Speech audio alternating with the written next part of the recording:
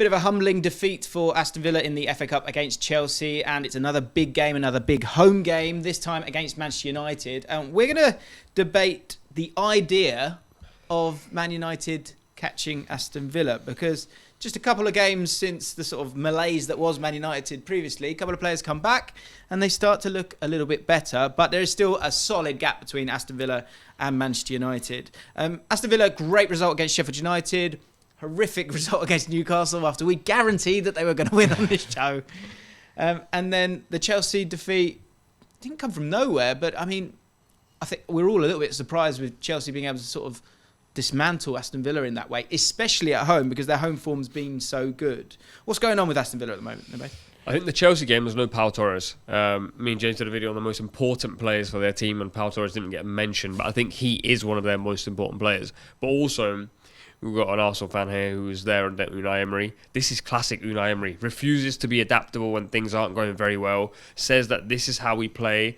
And at a certain point, those players that he relies on relentlessly and almost runs them into the ground eventually go, get run into the ground. I actually cannot give any more. And I think they're sort of approaching that point. And to be fair to them, before the season started, no one had Aston Villa in the top four. So they're overperforming by a long shot. So this is kind of expected. Do you think so? Would you go as far as saying that they are running out of gas at the moment? They are currently 8 points ahead of Man United, currently in fourth spot, currently 2 points ahead of Tottenham.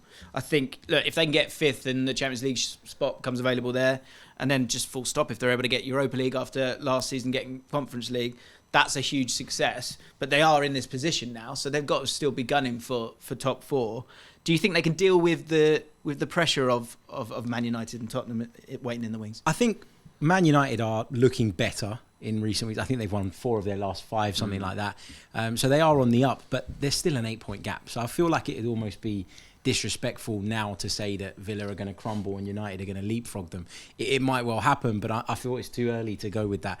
But to Nubaid's point as well, which I think is a great point, Unai Emery's style, I think, is a big part of why you've seen a bit of a drop-off with Villa, and probably will continue to do so, because this insistence on playing with a really, really high line requires a very specific skill set when it comes to your defenders. And when he hasn't got the first choice back line, it's a big problem. And Unai Emery at times, particularly when he was Arsenal manager, used to frustrate me, because one week his team would be really offensive, really front-footed, play with this really high line, and it was clear that he didn't have the players to do it. And other weeks he'd almost panic and revert to sinking really deep and being a little bit negative. And that's worked for him in his career as well, if you look at Villarreal. So isn't that showing a bit of adaptability? It shows adaptability, but the timing of the changes doesn't seem to be right. That's how I see it. I think he's definitely adaptable because he's a top-level coach, but I don't think who might say, but I don't think he sees an opposition and judges when to be adaptable at the right time. Speaking of early this season, they played Manchester United, and United were in terrible form, and Villa played this stupidly high line with Diego Carlos playing centre-back with, I think it was Longley that day. I mean, it doesn't take a scientist to figure out why they may have struggled that day. Well, the problem with that was that they were 2-0 up. Yeah. So at that point, there needed to be a decision taken to not ease off, because that's your when, isn't it? Yeah, you never want to say to your players ease off or sit back and invite pressure, especially not at a place like Old Trafford. But there needs to be a bit of... I just don't think he's got the 3/4 in between. Yeah. He's got the full or the nothing in between, and that's a problem in the Premier League. Which is quite a difficult sensibility, because if you've got 2-0 ahead against Man United, to take your foot off the pedal could also be seen as a dangerous thing as well. And I think that's what's interesting about this game is exactly that. And Aston Villa have destroyed a lot of the teams, especially in the bottom half of the table, and it feels like they've kind of overpowered those teams that haven't got the quality to play and get past that offside trap. But Man United is one of the few teams that, as you say, it was a game where they were in a really bad place, but the perfect team to play against was a team that's going to leave you some space in behind.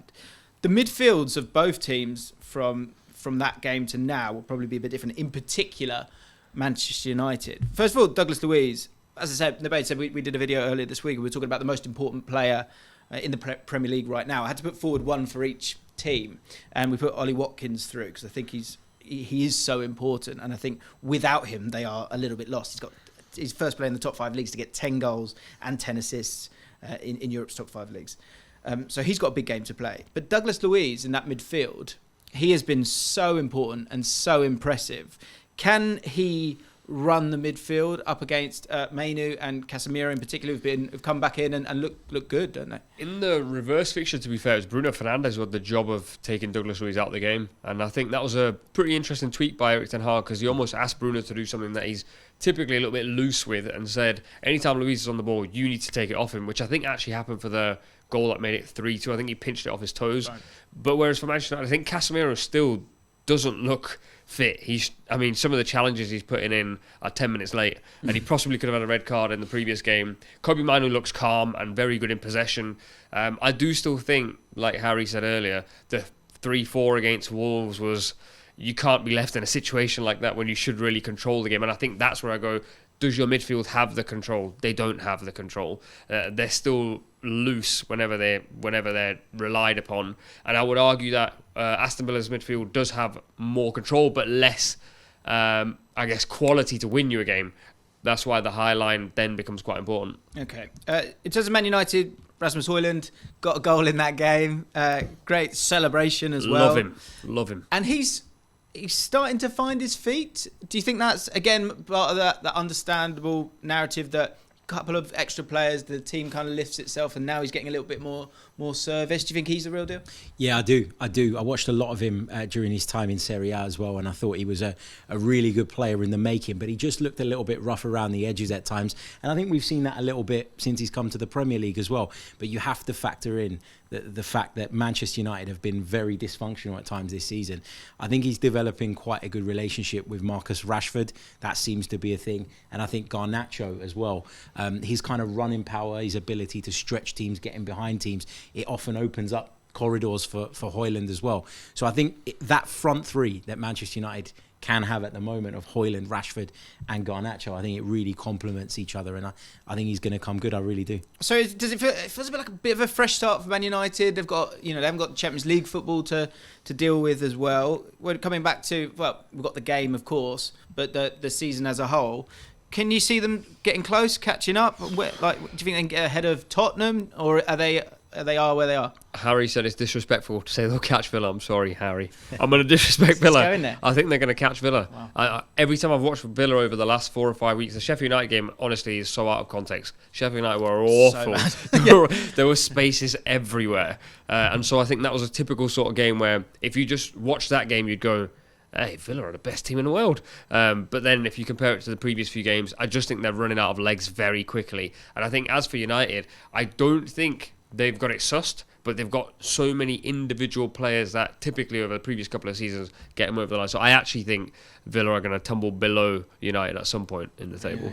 I do feel that little bit of tensing up, I'll be honest. And I do feel like Man United feel like they've got some new signings.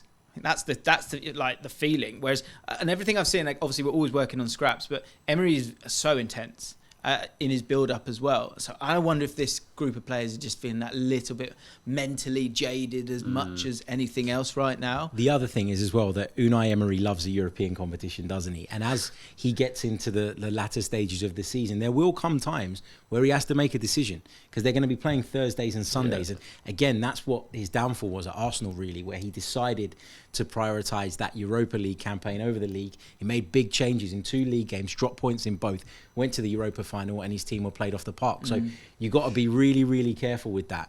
And that is something that I've seen Emery do time and time again, prioritise European competition. I just wonder if he'll look at it, think maybe the top 4 isn't realistic, because the landscape can change very quickly in the space of a few weeks, and say, you know what, let's go for the European one. Okay, so you have said that Man United will finish above Aston Villa. Yeah. What about the game? I think United win this game. I mean, we were sat here before, and I'm thinking back and going, that day I was sat here going, there's no way Newcastle beat Aston Villa. I'm saying today, there's no way Aston Villa beat United in this game. I think the writing is on the wall. I'm going to go 3-1 United. Yeah, obviously a big game in the week as well. How do you feel about it? If Villa do get beat by Manchester United and that deficit gets cut to 5 points, then I think you're onto something. I just feel like if I were a Villa fan now, I'd be screaming at the screen pad. We're 8 points clear of them. I think there's going to be goals. I think it's going to be a bit of a shootout, to be honest. 2 teams that want to attack one another. United, I think just have a little bit more in the final third now that they're clicking. If you look at the moment they're in and the moment Villa are in. So I'm going to go for a 2-1 United win. I'm not giving up on you guys, right? Aston Villa, Nubaid knows I love an underdog. I'm expecting a response. Yeah, you might be a little bit tired here, but I think maybe with the centre-back problems that Man United have got, my boy Ollie Watkins will do something. And I think you'll see a response. I think the fact that it's at home, I think the crowd will be up for this one as well. I agree with you. I think there's going to be a lot of goals in this one. I'm going to go for a reverse. 3-2 for Aston Villa. And Villa to sneak fifth. I don't think they finish fourth, but I think they get fifth.